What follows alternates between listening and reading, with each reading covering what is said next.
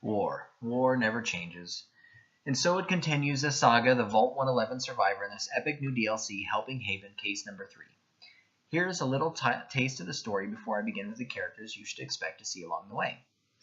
Vault survivor and Nick Valentine get called to Haven to investigate who is behind the rampant growth, but what they discover could save the wasteland or condemn them all.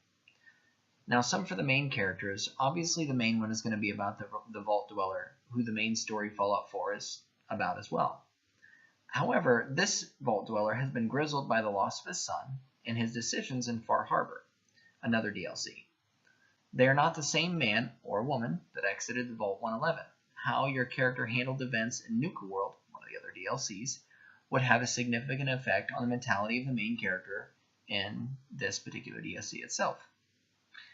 The supporting character that comes along with you is, of course, your companion and friend, Nick Valentine, who initially got the request to come and help the city of Haven. He is a synth detective running an agency out of Diamond City and has a penchant for getting himself and you into sticky situations, usually for the greater good. Nick himself stands up for the downtrodden, making this case a personal one for him, as it involves a city of ghouls who are often ridiculed and put down, and them trying to make, essentially, a way of their own. This often leads to contention between the two of you, and your ultimate decision could spell doom for that budding friendship before it even has a chance to begin. Of course, the regular cast you'll see throughout the entirety of this DLC is Haven Township, which is a group of settlers. Most are caravans or traveling merchants that have settled in. The Vaultopolis are Vault 72 citizens. Most are ghouls, super mutants, synths, etc., and are just trying to find a place they can feel safe and call home, as they are shunned by everywhere they have ever been. Ellis McNally is the ghoul leader of Vaultopolis, or Vault 72, and friend to all of these unnatural creatures. He is the main villain, as it were, and the person who set the Gek, which is a terraforming device, in motion. However, upon meeting him, you notice how peaceful, albeit misguided, he might be. This makes the decision that much harder to make. For whose greater good do you consider? Mayor Mills is the mayor of Haven and also a ghoul. He initially is the one who calls you to action and requests that you take care of the issue before it destroys his town. He is very similar to Ellis McNally, and you will find that they were once close friends whose ideals separated them. The story begins with Nick Valentine being summoned with you to help solve this case from Mayor Mills originally. So you travel down to New Haven, Connecticut, now known as the Haven, a town that's, like I said, a small trading depot, obviously through before you can get to New York or Florida. And it's being taken over by sentient foliage and rampant growth thereof. You arrive to see what appears to be a rapidly growing forest, seeming to swallow the coastal trade town. You head into town and meet the leader, Mayor Mills, and he sets you on your course. This begins the second part of the story, and after you meet the mayor, he tells you about the local vault, Vault 72 or Vaultopolis, where his fellow city dwellers and himself took shelter from the bomb that initially dropped, only to have the locking mechanism not work, and they were all exposed to radiation. Some of them were lucky enough to die, while others became ghouls. This vault was fitted, one of the very few, with a Gek, the terraforming device, and it appears that some of the residents have modified it to create sentient mutant foliage. You venture up to the vault and fight your way through the rad creatures on the way, and as you reach the vault door, it's guarded by 2 super mutant behemoths covered in all manner of plant-like growths. You are granted passage by the leader of the vault, Ellis McNally, as all are welcome in his utopia. The story ends with you making your way through the vault and begin to notice that all of these creatures are living in harmony together in this very expansive open area. You see that everyone here is working together with nature in hopes of instilling the same harmony to all of the wasteland. You meet some of the growth, as they call themselves, and get an idea that most just want to live in peace, but also have no regard for anyone who isn't accepting of their way.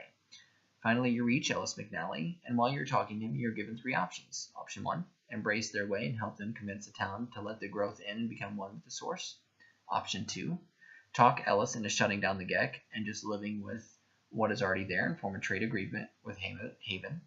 Or option 3, shut down the Gek, kill Ellis, and fight your way out, killing all of the peaceful mutants as their abominations.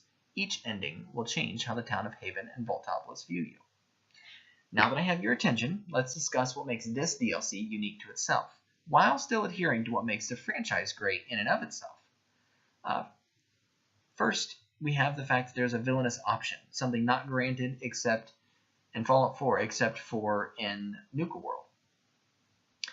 Second, we have that it focused really heavily on ghouls and super mutants, a storyline that is very fascinating if you dive into the lore.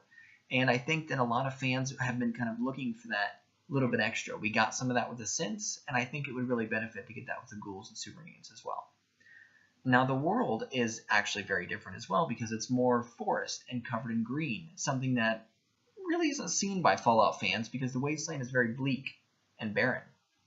Now you're probably thinking, great, and how do we make it relevant to a game that has been out for almost 2 years? DLCs this late in the game? That isn't common. Well, I don't believe that you would have a hard sell when it comes to millions of players who are still playing, myself included. I would start, I think that, what makes this special is it would be meeting the consumer requests for a more villainous option, like I'd mentioned earlier. I think it's also bringing back the elements from Fallout 3, a fan favorite, because it does focus on the ghouls as a city of them, and that was something that was also featured back in Fallout 3. This is also another expansive DLC in which you can garner a little bit more money from the fan base. As it isn't a part of the season pass, it could drive up sales again, getting more people back in, just after the mods were released, which is something that fans love now, which a new DLC means more mods, and more mods means more players. Now with that taken care of, let's go ahead and talk about how this could make even more money, but with different spin-off options. Now, as I mentioned before, mods are a huge part of the player community. Mods created by consumers will help build the community that already is there because they're going to be able to pull now not just from what was already before, but from the new DLC, allowing for a greater expansion of the game, which is what players are already doing. There's also the effect of merchandise. There's pop figures, which are already very popular with Fallout characters. There's more bobbleheads, which I have more than I can count myself. There's t-shirts, etc. I mean, there's a ton of different merchandise options that are out there that provide really good spin-off. It also opens up the game to go further south than maybe New York or so. It also helps fuel the lore for those lore-based sites or the fan websites.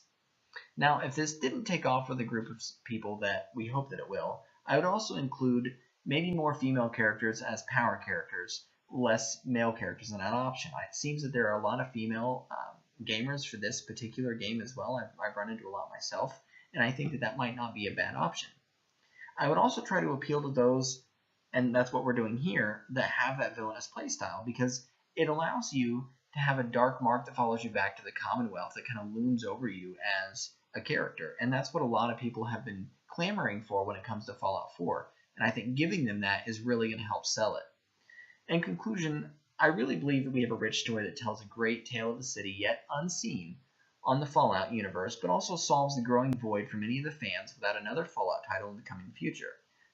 To be honest, this is a win-win scenario where it keeps the interest peaked while also making new fans for the franchise, and I think that Fallout would really benefit from adding just another, not huge, but decent-sized DLC.